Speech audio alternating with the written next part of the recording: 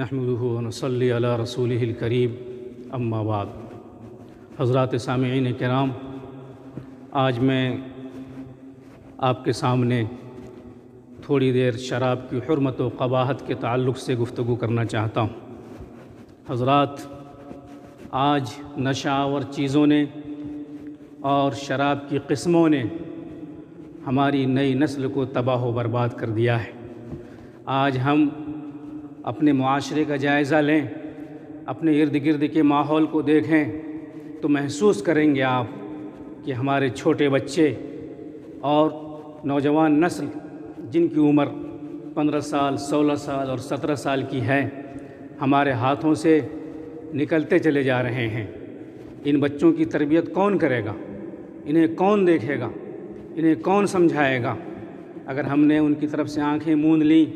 تو ہمارا معاشرہ بڑا بھیانک صورتحال سے دوچار ہو جائے گا اور ہم کف افسوس ملتے چلے جائیں گے۔ آپ سب کو معلوم ہے کہ دور جاہلیت میں حضور اکرم صلی اللہ علیہ وسلم کی جس وقت بعثت ہو رہی تھی، مکہ کے اندر شراب کا، دارو کا اور شراب کا ماحول گرم تھا، اور ان لوگوں کی گھٹی میں شراب پڑی ہوئی تھی، نشہ پڑی ہوئی تھی۔ ہر گھر شراب خانہ بنا ہوا تھا، ہر گھر میں شراب کی بھٹی تیار ہو رہی تھی۔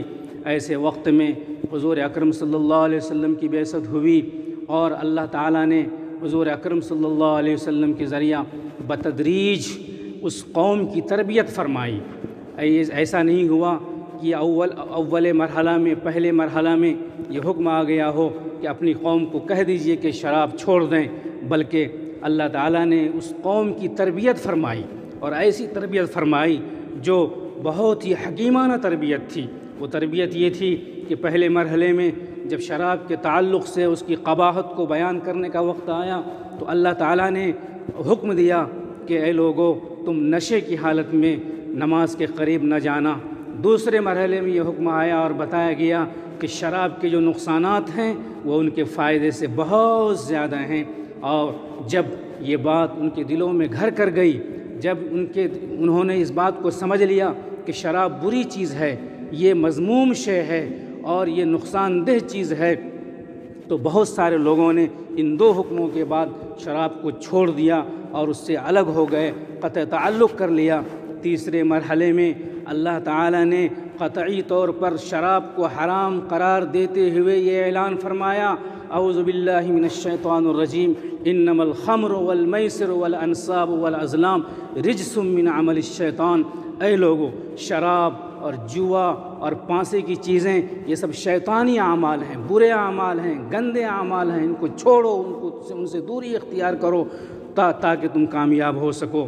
آج بھی ہمیں ضرورت اس بات کی ہے کہ ہم اپنے بچوں کی صحیح تربیت کریں، چونکہ یہی بچے کل کے قائد بنیں گے، کل کے لیڈر بنیں گے، رہنما بنیں گے، قوم کی قیادت کریں گے۔ اس لیے ان چھوٹے بچوں کی اور نونہالان ملت کی صحیح تربیت کی ضرورت ہے۔ والدین کو، گارجنس کو اس کا بیڑا اٹھانا پڑے گا۔ اگر بیڑا نہیں اٹھایا گیا، اس کی کوشش نہیں کی گئی، نئی نسل کو چھوڑ دیا گیا، تو وہ اخلاقی اعتبار سے بدترین نسل بن کر ہمارے سامنے آئے گی۔ اگر ان کو چھوڑ دیا گیا تو نہایت جسمانی اعتبار سے کمزور ہو کر کے یہ نسل ہمارے سامنے آئے گی، نہ تو وہ کسی کام کی ہو سکتی ہے اور نہ صحیح رہنمائی کر سکتی ہے۔ اس لیے ضرورت اس بات کی ہے کہ اپنے بچوں کی اخلاقی تربیت کریں، جسمانی تربیت کریں اور ایسے ماحول فراہم کریں تاکہ وہ صحیح نہج پر اور صحیح ڈگر پر چلنے کے لیے تیار ہو جائے۔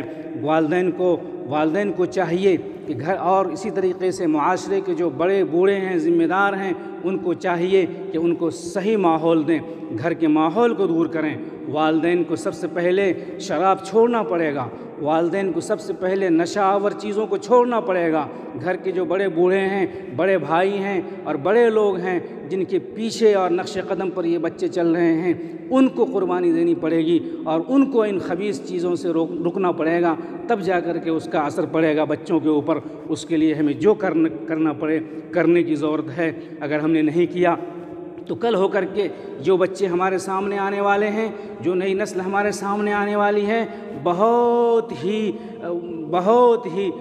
خراب ہو کر کے ہمارے سامنے آئے گی اور ہمارے لیے درد سر بنے گی۔ اس لیے ابھی موقع ہے اور وقت ہے، سر جوڑ کر سارے لوگ کوشش کریں اور سب لوگ اس بات کا اہتمام اور انتظام کریں کہ ان کو صحیح ماحول فراہم کریں گے، ان کو دینی تعلیم دلائیں، مدرسوں کی طرف بھیجیں، مکتب کی طرف بھیجیں بچوں کو، اور صحیح اسکول اور کالج کا انتخاب کریں جہاں پہ اچھی تربیت ہوتی ہو، صحیح تربیت ہوتی ہو، ان کے لیے صحیح لٹریچر کا انتظام کریں اور ایسے اچھے واقعات اور اچھے قصے ان کے سامنے رکھیں جو انبیاء کے قصے ہوں اور بزرگوں کے قصے ہوں، اللہ والوں کے قصے ہوں، اولیاء کے قصے ہوں، تاکہ ان کی ذہنی تربیت ہو سکے۔ اور اگر جب تک ہم ذہنی تربیت نہیں کریں گے تو ظاہر بات ہے چاہے لاکھ ان کو منع کریں، زبان سے روکیں اور ان کو ماریں اور ڈانٹیں، ان کا کوئی اثر نہیں پڑنے والا ہے۔ آپ کو معلوم ہے کہ امریکہ کے اندر شراب کے اوپر جب بندش لگی تھی اور یہ اعلان کیا گیا کہ شراب پینا بڑا جرم ہے، شراب کا کاروبار کرنا بڑا جرم ہے،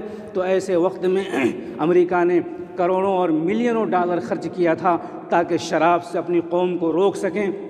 لیکن آپ کو معلوم ہے، تاریخ میں آپ نے پڑھا ہوگا، مفکرین نے، دانشوروں نے لکھا ہے کہ جس سال یہ اعلان آیا تھا اور ملینوں ڈالر خرچ کیا گیا تھا شراب کی بندش کے اوپر، شراب کو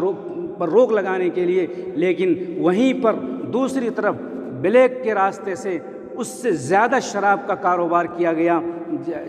اس سے بھی زیادہ شراب کا کاروبار ہوا۔ جس زمانے میں شراب کی آزادی تھی اس زمانے میں بھی شراب کا کاروبار اتنا عام نہیں ہوا، اتنی کثرت سے اس کا کاروبار نہیں ہوا تھا جتنا کاروبار ان دنوں ہوا جن دنوں شراب پر بندش لگائی گئی۔ یہی اثر ہوتا ہے، یہی اثر پڑتا ہے اخلاقی قوت، اخلاقی تربیت نہ ہونے کا۔ اگر اخلاقی تربیت کی جاتی تو ایک اعلان پر سارے لوگ شراب کو چھوڑ دیتے، جیسے ایک اعلان ہوا حضور اکرم صلی اللہ علیہ وسلم کی طرف سے اور قرآن نے یہ اعلان کیا کہ شراب حرام قرار دے دی گئی ہے، تو آپ نے پڑھا ہے، تاریخ کے اندر لکھا ہے کہ شراب کی نالیاں بہہ پڑیں، مکے کے اندر شراب کے مٹکے توڑ دیے گئے اور سارے لوگوں نے آمنا و صدقنا کہا اور شراب کو چھوڑ دیا اور شراب سے انہوں نے قطع تعلق کر لیا، شراب سے دوری اختیار کر لی اور یک بار کی شراب سے سارے لوگوں نے منہ موڑ لیا۔ اس لیے میرے بھائیوں اور دوستو، ضرورت اس بات کی ہے کہ ہم گھر کے ماحول کو درست کریں، اخلاقی تربیت بتدریج کریں اپنے بچوں کی، تب جا کر کے ہمارے سامنے نئی نسل آئے گی اور جو نسل صحت کے اعتبار سے بھی اور جسم کے اعتبار سے بھی طاقتور ہوگی اور معاشرے کی قیادت کرنے کی صلاحیت اپنے اندر رکھنے والی ہوگی۔ اللہ تعالی ہمیں ان باتوں پر عمل کرنے کی توفیق عطا فرمائے اور ہمیں اللہ تعالی توفیق دے کہ ہم نئی نسل کی صحیح تربیت کریں، ان کو صحیح ڈگر پہ ڈالیں، ان کو غلط صحبتوں سے بچائیں، بری صحبتوں سے بچائیں اور نیک اور صالح بزرگوں اور علماء کی خدمت میں ڈال کر ان کی تربیت کریں تاکہ آنے والی نسل ہماری ایک اچھی نسل ہو، سوجھ بوجھ رکھنے والی ہو اور غلط کو غلط کہنے والی ہو، صحیح کو صحیح کہنے والی ہو، حق کو حق کہنے والی ہو، باطل کو باطل کہنے والی ہو۔ اگر ہم نے ایسا کیا تو پھر